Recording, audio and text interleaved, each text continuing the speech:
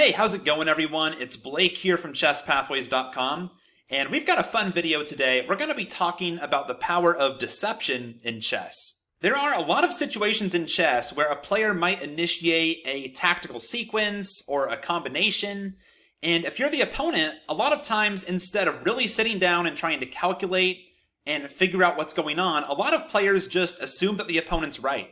The opponent plays some sacrifice or some move that you missed, and your first thought is, oh no, I missed something. How do I get out of this with the least damage possible? How do I survive? And I have a pretty funny example from a blitz game I played today. So this was a pretty quick game. It was just a 3-minute game. I played against an expert, rated about 2100. So here we go. I have the white pieces, e4, d5. We get a Scandinavian defense, and I choose this knight f3 line. Of course, the main move is knight c3, but I like this line because it gives you the flexibility to potentially push your c-pawn instead of blocking it in. The downside of this move is that it gives black the opportunity to develop very fast and put a lot of pressure on your d-pawn if you take the center by playing bishop g4, and then knight c6, and then just castling long right away. So black went for that. I think this is the most challenging line black can play against this knight f3 system. I was prepared for this, of course. I played the main move pawn to c4, and now black surprised me. Black's main move here is queen f5, but instead black played here queen a5 check. And I've seen this move before. I knew this move existed. It's a move that came up when I was studying and preparing this line, but I wasn't really sure what the right move was here right away. It's probably been about a year since I've really prepared this line, and I kind of want to take a brief diversion from our topic at hand and talk about this when it comes to opening preparation, because so many players have this misconception that high-level opening preparation is just memorizing a bunch of lines, memorizing every single branch your opponent can throw at you, and having it just down to rote memorization what your response is going to be, and that's just not how it works. You're not going to have your response memorized and ready to play in 1 second against every possible obscure sideline your opponent can throw at you. So let me give you some background here on how I came up with this move. First of all, it's important to remember that I had done the legwork and really delved deep into the middle game of all the possible lines black could throw at me here in the Scandinavian defense back when I was preparing this opening, something that so few players do. Of course, that was about a year ago or more at this point, so I don't have the move memorized here, so I start thinking just like you always do. I say, okay, I don't know the move, I'm out of preparation, let's think like normal, what are my candidate moves? And I started thinking, I'm not too happy about knight c3, I'm worried that you're just going to take on f3 and d4 is going to be really weak. Bishop d2 looks really awkward to have to play, it kind of blocks in the queen, and it's not so clear that the bishop's such a great piece on d2. And then I started thinking, okay, let's start calculating, right? Checks, captures, and threats, we gotta start doing something, this is a blitz game. So bishop d2 is forceful, that threatens the queen. Where would the queen go after bishop d2? And I thought f5 is probably the most likely square, or h5, or possibly a6, but I know that then, of course, c5 could be a concern for black. And then I thought, if I play bishop d2 and you play queen f5, I can just play bishop e3 there, and we transpose to the main line that would occur here after a c4, queen f5, bishop e3 right away.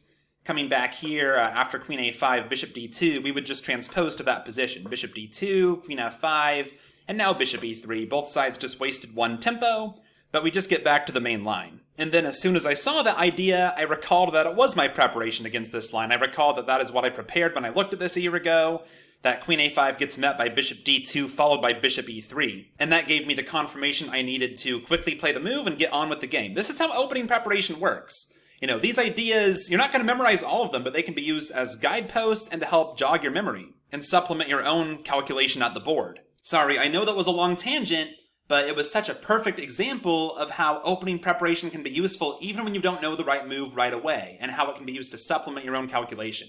So I just had to show it. And by the way, this isn't for everyone, but if you're serious about building a master-level opening repertoire and putting in that legwork so you can get these benefits and really get this huge advantage over your opponents, I have a coaching program where I help students do exactly that. I'm going to go ahead and put a link down in the description, and if you're interested, just click it and book a call with me. We'll talk and see if it's a good fit. But okay, back to the game and the topic at hand. After bishop d2 here, my opponent played queen h5 instead of queen f5. This just transposes to the line that we would have gotten if black played queen h5 right away after c4. Again, they wasted a move coming to a5 first, and I wasted a move with bishop d2, so we just transpose. Now my opponent plays e5, and again, from studying these types of middle games, I knew it could be dangerous for black to play this too early, because after black plays e5, white can push here d5, and you can't really break down these pawns anymore. For example, if I play d5 too early, then black can hit me with e6, and that could be a problem in some lines, but after black commits e5, now I'm much more incentivized to play d5, and I know this pawn is pinned, but I already have threats like to play queen a4, just unpinning myself, attacking the knight. If the knight moves away, then a7's hanging. So I was pretty happy with my position here. So after d5, my opponent simply played knight f6, developing a piece. I played queen a4 right away. And after the game, I analyzed this, and this might have been a misjudgment. Maybe I should just castle first or get this knight into the game. I think black has ways to try to turn the tables here based around something like knight d4. And, if I take on a7, then I get forked here. It's not clear if there's going to be any checkmate, but, it's blitz, and it's hard to resist playing queen a4 in blitz. And my opponent mishandles it. They play pawn to e4. Now d takes c6, e takes f3, c takes b7, king takes b7, and now I had a bit of a think, and I'm kind of embarrassed with the result. So go ahead and think what you would play here in this position with white and try to evaluate the position. Go ahead and pause your video.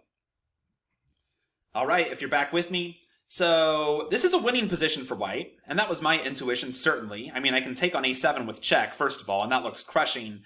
We've had these equal exchanges. After I take that a7 pawn, I would be up one pawn, but more importantly, this black king looks very, very exposed. So that was my first candidate move, but I was trying to calculate it out, and I couldn't see a clear checkmate, and I was a little bit worried about my own king side. Now, probably in a blitz game, you just take on a7 first and ask questions later. That's probably the best approach. But I don't know, for some reason I was a little bit dissatisfied. I was running through the line a couple times. Queen takes a7, king c8, and I was trying to calculate some checkmate and not really coming up with one. I saw, queen a6 check, king d7, and it's kind of hard to involve more pieces in the attack, right? There's no rook to come to d1 right away, or anything like that. So I was a bit dissatisfied here. Now, of course, I could just take on f3 and white's much, much better, but for some reason I wasn't liking it. And then this idea hit me. Instead of playing queen takes a7, I said, wait a minute. Isn't this the typical pattern where you just play queen a6 check first and cut off the c8 square, force the king to b8, and now you take on a7? And then you do the whole retreat the bishop with checkmate thing? So I thought, yeah, that's an awesome idea. I'm pretty proud of myself. I found this sick in-between move, queen a6 check, and just played it pretty much right away. Don't you hate how this goes? This happens all the time. This is blitz. So maybe I have an excuse, but I've seen players do this all the time, even in, 2-hour chess games, including me, I'm not above it, where you sit there and really try to calculate out one line very carefully. You're taking your time, looking for your opponent's candidate moves, and then you're not happy with the results, and then something hits you and you see some alleged improvement on this line. And you're happy with this improvement you found, and you play it right away, and it turns out to be a blunder. Of course, this is just a stupid one. This is a one-move, hang the queen blunder. So there's another bonus lesson for you in this video. If you're ever calculating a line carefully, and then you think you see an improvement on it, you can't just play it. You have to go back to square one and calculate out this new line you're considering just as carefully as you've been considering its alternative. Not always possible in blitz, but many blunders have been made by this this thought process here of playing this improvement, alleged improvement, right away. Now, of course, you see here, queen a6 check was the last move of the game, certainly deservedly so. And of course, as soon as I release the queen, I look at the board and say, oh my gosh, I'm such an idiot. If there's any saving grace, at least I can pretend queen a6 was a mouse slip, because it's right next to a7. So I pick up my mouse, start to move it to the resign button, and wouldn't you know it, before my mouse gets there, I see that black has resigned. Now, before we laugh at the player here with black, let's put yourself in black's shoes here. Let's say you're playing a master, you're expecting queen takes a7 check, you get hit with queen a6. Unless you see that the queen's hanging right away, what's going to be your first thought? Is your first thought going to be, oh, this master just blundered and hung their queen? Or is your first thought, oh yeah, it's the cut off the king trick, they're going to take on a7 next, checkmate, oh, I missed it, yeah, good game, I lose. This psychological trap of just believing whatever it is your opponent's trying to tell you is definitely something players are more susceptible to when they're playing higher rated players, because they're less inclined, for whatever reason, to try to refute and find the flaws in their ideas. But it can definitely happen to anyone at any time, and I wanted to show this because you have to think here, if this is possible, if it's possible to fool your opponent with something as boldly horrible as queen a6 check here, imagine the power of this psychological flaw in more complex calculations. Let's say a 4-move or 5-move combination. If I can play queen a6 check here and fool an expert into resigning, imagine how this flaw might be affecting you in your games when you're not challenging your opponent's ideas, when you get hit with a move that looks to start a combination and your first assumption is, oh no, I missed something, instead of really being objective, taking a step back and saying, okay, let's figure out what's going on here. If your opponent plays an unexpected move, I don't care if they're 400 points higher rated than you, that doesn't always mean you missed something. Maybe they missed something. Maybe there's a good reason you weren't considering the move they just chose. So what's the moral? Never believe what your opponent's trying to tell you until you prove it to yourself. Always calculate for yourself. Don't just trust your opponent that they did all the calculation for you and found the right answer if they play some move that you missed. Let's take a look just briefly at another example of this. This is from a game one of my students played just in this past week. So let's go ahead and jump over to this board here. Let's move back a couple moves. My student here had the black pieces, and black had an idea to go for a combination here. Materials equal in this particular position. White's just played b4, and black decided here to play knight to c3, giving up a knight, with the idea that after white takes, black can play e4 and get their material back. Of course, the knight's hit, the rook's hit here in the corner. So that was black's idea. So let's go ahead and flip this board around. Let's say that you have the white pieces here and you get hit with the move knight c3. Go ahead and pause the video and think about how you would handle this position. All right, if you're back with me. So I suppose it's a little bit unfair, or at least you have a big advantage getting this as an exercise, because the whole point here is a lot of times players just believe what the opponent's trying to tell them. And I'm sure you know that if I'm giving you this as an exercise that you shouldn't believe what black's trying to tell you. But let's take a look at what you came up with. So this combination doesn't work. There's a huge problem here with the d6 pawn being weak, and white could have refuted this simply by taking the knight, and after e4 just taking on e4, instead of playing knight g5 like they did in the game. White could have taken here on e4, and if black wants to win this rook in the corner, they're just going to lose the game. d6 is weak. White could even play bishop g5 as an in-between move here, and after, let's say, queen c7, knight takes d6 check, king f8, the queen recaptures on a1. That's another tactic black missed. This bishop can get out of the way with tempo when the bishop's hit. And white just has a winning advantage in every way. Positionally, the king's very weak, white's up material now, black's just completely busted. And this tactic isn't very hard to see if you just start calculating. If your opponent plays here in this position, knight c3, and you just start thinking, okay, how could this game go? Okay, what if I just take that knight and you push e4? Oh, well, d6 is super weak here. Of course, black kind of pushed e5, and they usually don't in the dragon.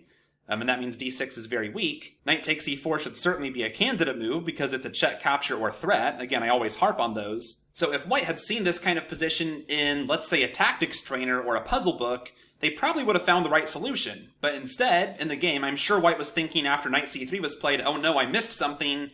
How do I bail out and make sure I don't lose any material? And in the game, white did take the knight, so white is up a piece, but after e4, white simply played knight g5, and after bishop takes c3, simply saved the rook, and black was able to avoid losing the game there and restore material equality after white missed that big chance to refute the combination. Alright, thanks for watching everyone. Please make sure you sign up on chesspathways.com if you haven't already. It's totally free, and I will send you a free move-by-move guide to chess thinking when you join. And don't forget, if you want to work with me to develop a master-level opening repertoire and you're serious about your opening preparation, go ahead and click that link down in the description. Let's book a call and let's talk. Again, that's not for everyone. I know times are tough for a lot of people right now with the coronavirus going around. Not everyone can afford chess coaching right now, so I get it. More importantly, of course, it's a big time investment. You're definitely going to be spending, over 100 hours over the course of the next few months to build up this repertoire.